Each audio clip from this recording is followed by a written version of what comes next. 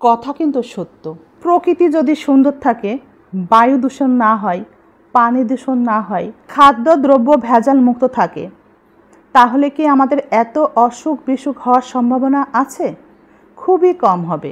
বিশুদ্ধ পানি, বিশুদ্ধ বাতাস এবং ভেজাল মুক্ত খাবার যদি আমরা খাই, তাহলে কি আমাদের এত রোগ ব্যাধি, অসুখ বিসুখ হওয়ার সম্ভাবনা আছে কি? অসুখ বিসুখ আরও নানা কারণে হতে পারে, কিন্তু অনেক কম হবে। যদি আমাদের মধ্যে অসুখ বিসুখ কম হয়, তাহলে এত ডাক্তারের কি প্রয়োজন পড়বে? রুগী যদি না থাকে, তাহলে এত এত হসপিটাল দিয়ে কী হবে? রুগী যদি না থাকে, তাহলে হসপিটালগুলো চলবে কি করে? যদি সুষ্ঠু আইনের শাসন প্রতিষ্ঠা হয় এবং তা কার্যকর হয় যথাযথ, তাহলে দেশে কি অন্যায় কাজ থাকবে? অন্যায় কাজ থাকলেও অন্যায় কাজ করার সাহস কি কেউ পাবে? যদি আইনের শাসন প্রতিষ্ঠা হয় এবং অন্যায় কাজ নাই হয়, তাহলে যারা আইন নিয়ে পড়াশোনা করছে, লয়ারদের কি কাজ থাকবে? এত এত লয়ার দিয়েই বা কী হবে? সব ছাত্র যদি মনোযোগী হয় পড়াশোনায় এত বেশি মনোযোগী, একটুতে সব বুঝে যায়, তবে কি শিক্ষক টিউশনি আর খুঁজে পাবে?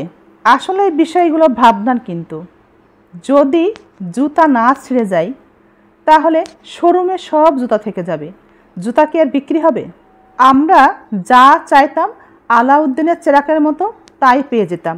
এমন যদি হতো, তাহলে নিশ্চয় ভাগ্যের উপরে আমরা দোষ দিতাম না।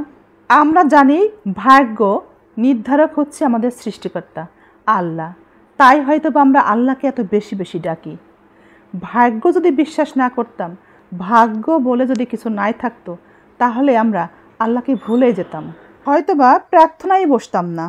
সব বিয়ে শাদী যদি এমনিতেই টিকে থাকতো, ভালো ছেলে বা ভালো মেয়ের প্রয়োজন না হতো, তাহলে ঘটকের প্রয়োজন কিন্তু ছিল না।